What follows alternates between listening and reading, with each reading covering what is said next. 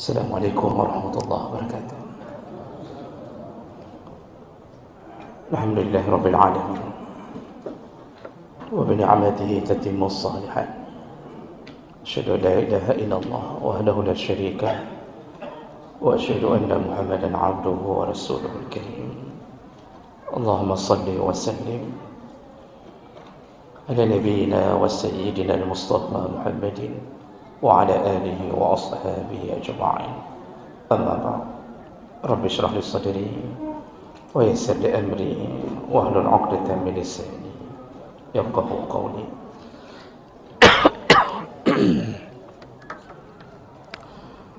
Segala puji bagi Allah, kemudian salawat dan salam kepada Rasulullah, pada keluarga dan seluruh sahabat-sahabatnya.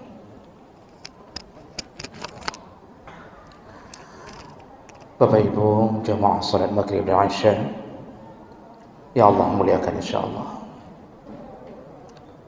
Di minggu yang lalu kita mulai membahas tentang adabul mizah, yaitu adab ketika bercanda. Dan kita sudah bahas di antara adab di saat kita bercanda dengan sesama kita, yang pertama yaitu adamul kizbi. Janganlah bercanda dalam keadaan berbohong. Usahakan hindari bohong walaupun dalam bercanda. Jadi bukan dilarang bercandanya, tapi dilarang berbohong, hanya untuk membuat sebuah kelucuan, tapi dia mengungkapkan cerita-cerita yang bohong. Tetap dosa bohong tidak bisa dimaklumi walaupun dalam bercanda. Kemudian kita sudah bahas yang terakhir, yaitu jangan bercanda dengan mengolok-olok atau menghina atau melecehkan unsur-unsur agama. Jangan bercanda pada unsur-unsur agama. Jangan katakan orang berjenggot seperti kambing. Itu dosa, karena Allah telah menyebutkan tentang keadaan kaum munafik, yaitu mereka suka menghina unsur-unsur agama dalam canda. Jadi yang menjadi perbedaan pendapat itu tidak menjadi masalah besar. Tapi ketika perbedaan pendapat menyebabkan kita mulai mengolok-olok orang yang tidak sepandang dengan kita, walaupun dalam canda, itu tetap dosa. Oh, kita tidak setuju atau kita tidak terlalu seret dengan orang yang atau saudara kita yang pakai celana di atas mata kaki, ya, celana cingkrang. Oh, kita mungkin kurang seret atau kurang setuju dengan cara seperti itu. Silakan saja, ya, silakan. Tidak sependapat tidak mengapa. Tapi ketika menjadi bahan-bahan olokan, ini jatuh dalam dosa. Jatuh dalam dosa. Karena yang dihina adalah unsur-unsur agama. Ya. Jadi ini patut dijauhkan, karena orang hari ini sudah banyak yang jatuh ke dalam olok-olok seperti itu. Ya. Siapapun dia dan dari kelompok manapun, jangan jadikan unsur agama sebagai bahan untuk mengolok-olok.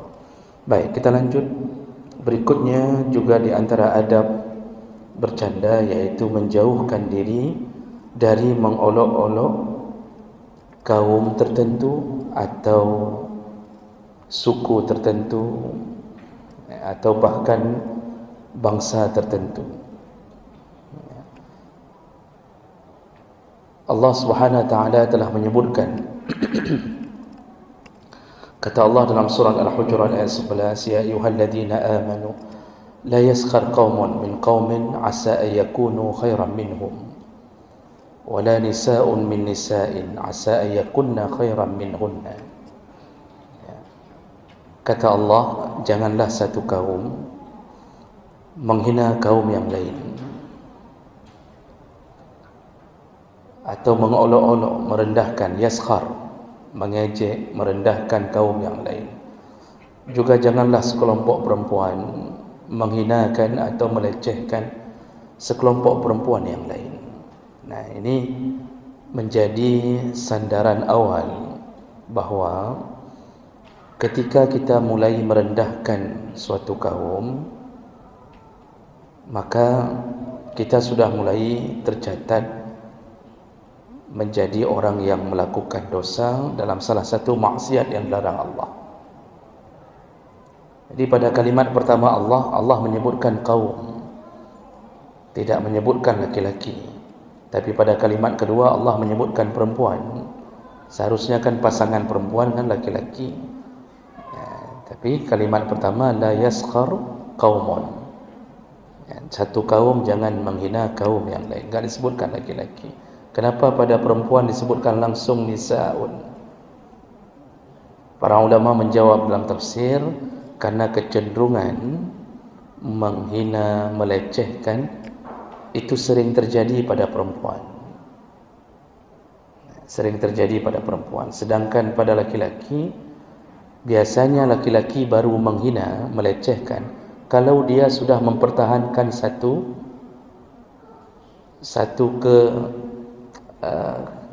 suku atau satu apa istilahnya, ketika dia bergabung dengan satu instansi, satu partai. Di situ baru muncul laki-laki mulai menghina. Tapi itu kebiasaan. Walaupun ada laki-laki yang mulutnya seperti perempuan, jasadnya laki-laki tapi mulutnya seperti perempuan, ada. Namun ini kebiasaan yang Allah sebut. Dalam bercanda pun tidak boleh menjadikan satu bangsa sebagai bahan olokan. Tidak boleh menjadikan satu kaum sebagai bahan untuk ditertawakan. Makanya banyak kadang-kadang komedi-komedi ketika sudah mulai mengangkat nama suku, itu sudah mulai bermasalah. Sudah mulai bermasalah. Ketika disebut satu suku, ketika itulah dia jatuh ke dalam masalah yang dia buat sendiri. Dan itu terjadi berulang-ulang.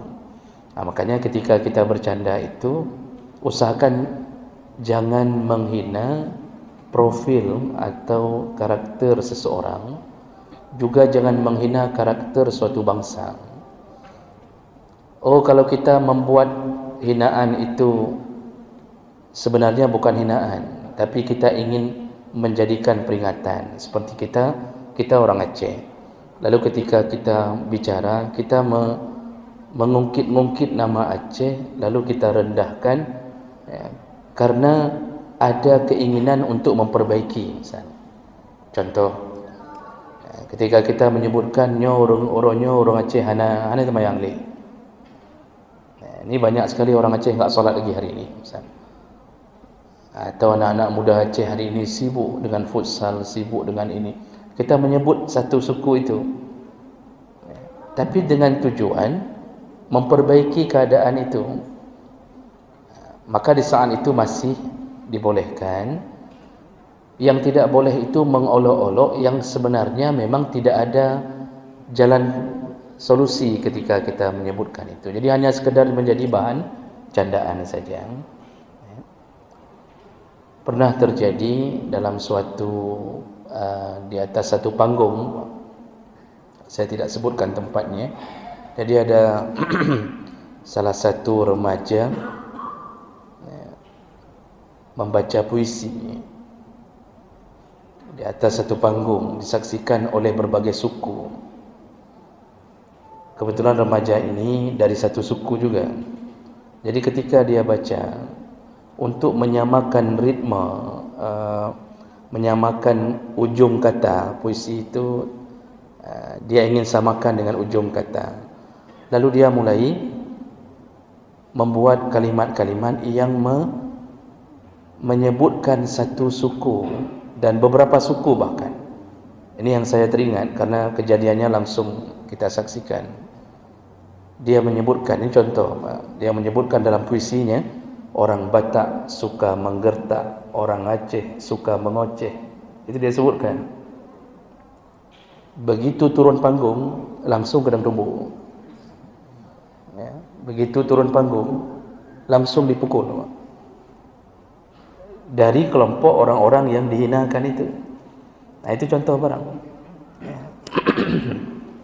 Makanya dalam bercanda pun, apalagi sampai diliput oleh media sosial dengan jumlah wartawan yang banyak dari berbagai unsur, ini hindari bercanda dengan menghina suatu kaum atau merendahkan suatu kaum.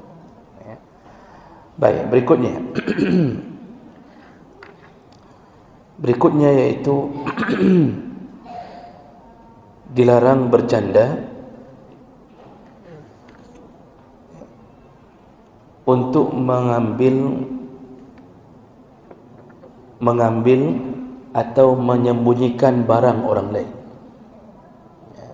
Dilarang bercanda dengan mengambil atau menyembunyikan barang orang lain. Dan ini telah diingatkan oleh Rasulullah sallallahu alaihi wasallam, la ya'khuzanna ahadukum mata' akhihi la'iban wala jaddan. Hadis riwayat Abu Daud. Kata Rasulullah, janganlah di antara kalian bercanda dengan cara mengambil barang saudaranya lalu menyembunyikannya, baik dalam keadaan serius atau bercanda. Dua-duanya dilarang. Nah, ini kan kerja kita, Pak. Kalau kerja kita pada waktu SD masih dimaklumi. Sering kita mengambil pulpen teman, lalu kemudian kita sembunyikan sampai dia tidak tahu mau cari kemana, baru kita kembalikan. Capek dia keliling-keliling untuk mencari, baru kemudian kita mengembalikan. Tapi perkara ini kadang-kadang diulang bukan hanya oleh anak SD, bahkan oleh orang yang sudah tua pun kadang-kadang mengulangnya, menyembunyikan barang-barang milik seseorang. Kalau orang itu bisa menerima, kalau orang itu tidak bisa menerima candaan itu, dimanfaatkan oleh syaitan, ujung-ujungnya dari bercanda bermusuhan. Ini kalau kita hilangkan sandal salah satu teman kita di masjid, kita bukan curi, hanya kita sembunyikan, lalu kita tunggu dia keluar dari masjid. Orang itu muwit dari belakang sana ke sini. Begitu kita lihat sudah capek, baru kita tersenyum dan mengatakan, ini sandalnya. Kalau teman itu masih bisa sabar, kalau tidak bisa sabar, setelah dia terima sandal, kan sandal-sandal ke muka kita kena, kan? Ditampar dengan sandal itu, kan? Pasti mungkin dia akan mengatakan, nampak Pak Kamayang, jangan bercanda asal-asalan, katanya. Dulu akrab, gara-gara kejadian itu bermusuhan. Jadi tidak dibenarkan. Ini biasanya kadang-kadang di kalangan pesantren-pesantren sering bercanda dengan begitu. Kami waktu di pesantren kadang-kadang disembunyikan. Jadi model-model begitu dalam kondisi apapun dilarang. Dilarang. Bahkan ada yang model bercanda, karena kami tinggal di asrama di pesantren itu, ada teman yang diangkat kasurnya dengan orang-orangnya keluar asrama. Jadi bercanda. Jadi rame-rame ngangkat, diangkat keluar asrama sambil tidur. Jadi ketika dia bangun tidur, dia sudah berada di luar asrama, lalu yang lain menertawakan rame-rame. Itu terjadi. Kalau tipe yang mungkin bisa menerima, kalau tidak bisa terima, makanya hati-hati bercanda dengan urusan-urusan yang sifatnya bisa menimbulkan permusuhan. Rasulullah sallallahu alaihi wasallam juga menyebutkan, la ya'khuzanna ahadukum mata'a sahibihi la'iban wala jaddan wa in akhadha 'asa sahibihi falyaruddaha 'alayhi. Jangan ambil barang temanmu baik dalam keadaan bercanda maupun dalam keadaan serius. Kalau serius otomatis mencuri. Lalu Rasulullah sambung, kalau dia mengambil tongkatnya maka kembalikanlah, kata Rasulullah. Ini kadang-kadang ada yang kelewatan mengambil tongkat orang buta. Orang buta diambil tongkatnya sampai bingung dia bagaimana cara pulang. Kalau yang buta itu Cina buta, tidak mengapa. Diambil tongkat Cina buta tidak mengapa. Tapi ini orang buta beneran. Ini kan bercanda kelewatan. Banyak sekali kita kadang-kadang telah melakukan kesalahan tanpa kita sadari yang menyakitkan perasaan orang. Ada dulu permainan waktu kecil, Pak. Mudah-mudahan anak-anak kita tidak lagi melakukannya. Itu dengan membalut bateri besar, dibalut dalam kertas rokok, kertas perak warna rokok itu. Jadi dibalut bateri besar itu. Jadi kan sudah seperti koin, sudah seperti penggri, uang receh yang dulu kan uang receh 10.000 kita balut begini berharga sekali, Pak. Jadi yang dibalut bateri. Ini pengalaman pribadi. Letakkan di jalan. Lalu yang anak-anak sembunyi semuanya sambil mengintip dari tempat yang lumayan jauh. Letakkan di jalan. Nanti ada orang dengan sepeda melihat ada seperti koin yang jatuh di tengah jalan. Itu kan hitungannya sampai mungkin 20 koin atau 15 koin itu. Dia turun, lalu dia ambil. Begitu dia buka bateri, kiban hancur perasaan. Hancur perasaannya, bateri Pak di dalamnya. Ada yang langsung caci maki di situ. Dia mungkin ngambilnya bukan untuk diambil bawa pulang, mungkin untuk menyelamatkan. Karena dulu gaya-gaya nenek kita kan balut uang kan dalam kertas, dalam plastik. Kita manfaatkan itu. Mungkin anak sekarang enggak nyampe lagi pikiran di situ. Anak sekarang gaduh dengan Mobile Legend. Kita dulu macam-macam pikiran muncul. Jadi ada yang model ikat uang dengan benang, taruh di jalan. Begitu mau diambil orang, kita tarik sedikit, tarik sedikit. Oke, rame-rame peluang, udah ketawa, lari rame-rame. Oh, senangnya kita. Padahal buruknya akhlak kita di saat itu. Tapi kita senang. Memang mungkin kita pun hari itu enggak ada yang ingatkan. Tapi itulah dunia anak-anak kita. Kan tahun-tahun 70-an, 80-an. Itu kan itu permainan kita. Nah, jadi jemaah maka Allah Subhanahu Wa Taala, hati-hati bercanda dengan mengambil barang, menyembunyikan atau apapun yang sejenis. Dilarang oleh Nabi sallallahu alaihi wasallam. Berikutnya,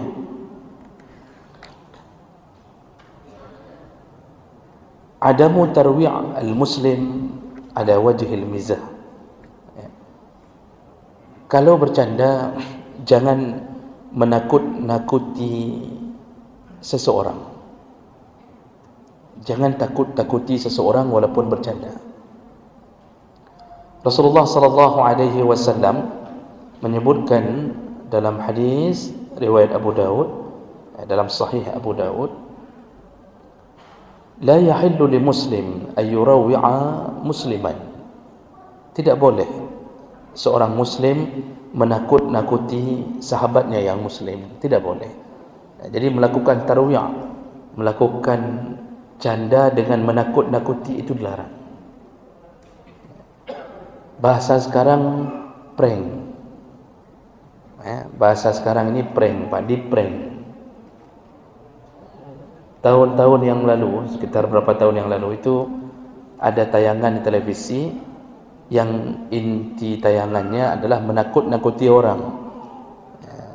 Jadi dalam gelap ada kuntilanak. Padahal orang ni pakai baju kuntilanak, pakai baju hantu, yang jet ke pocong dalam jalan yang gelap. Tiba-tiba muncul dari balik bebatuan atau dari balik pohon, muncul kayak TBA udah niklung. Di tengah dia sedang jalan sendiri, tiba-tiba muncul atau jatuh dari pohon. Kita ini walaupun berani sekali, tapi dikejutkan di awal kan terkejut juga. Walaupun preman sekali, kalau sedang jalan sendiri tiba-tiba dikejutkan, walaupun berikutnya kita akan berani, tapi dikejutkan awal tetap terkejut. Itu macam-macam terjadi. Orang akan berlari kencang, jatuh ke lubang tidak terasa. Dan itu sering mengakibatkan munculnya korban. Saya teringat, saya baca berita, tayangan itu pernah ditayangkan di RCTI. Dulu RCTI tayangkan, saya lupa nama tayangannya, saya baca beritanya. Ada seorang ibu hamil mau menuju ke tempat parkir, mengambil mobilnya. Tiba-tiba muncul yang benda-benda yang dibuat menjadi alat untuk menakutkan, entah pocong waktu itu, entah apa, muncul di tempat parkir. Yang namanya parkir mobil kan sering sepi, Pak. Tempat parkir mobil di bawah-bawah hotel, di bawah kan sering sepi itu. Muncul. Begitu muncul, ibu hamil ini berlari sekuat tenaga, jatuh. Begitu jatuh, keguguran. Langsung berdarah di situ, keguguran. Lapor polisi. Sejak saat itulah acara itu ditutup. Dan dia harus bayar ratusan juta ganti kerugian, dituntut. Jadi keguguran gara-gara ditakut-takuti. Kan itu hasil dari bercanda, model-model nakut-nakuti, maka menimbulkan suara. Sering kan kita punya dalam kepala kita punya itu, Bang. Ada semua. Cuma ada yang mengeluarkannya, ada yang tidak mengeluarkannya. Kadang-kadang kita timbulkan suara yang aneh-aneh. Kawan kita sedang duduk lari semuanya. Oh, cukup senang waktu kita lihat itu. Kegembiraan kita ada pada penderitaan orang lain. Ya, asal dia sudah menderita, kita senang sekali. Itu model-model membuat tarwiyah ternyata dilarang oleh Nabi sallallahu alaihi wasallam. Tidak boleh. Ada hadis di masa Nabi masih hidup, ada sahabat yang dipindahkan kasurnya, juga kasur dalam hadis itu, dipindahkan ke puncak. Jadi di padang pasir itu ada sedikit berbukit. Jadi karena sahabat ini tidur pulas sekali, dipindahkan ke tempat yang agak ada puncaknya, ada bukitnya. Di tengah malam, ketika dia bangun, tiba-tiba dia merasakan kok dia tidak lagi berada di dalam kemahnya. Karena orang Arab juga sering hidup begitu.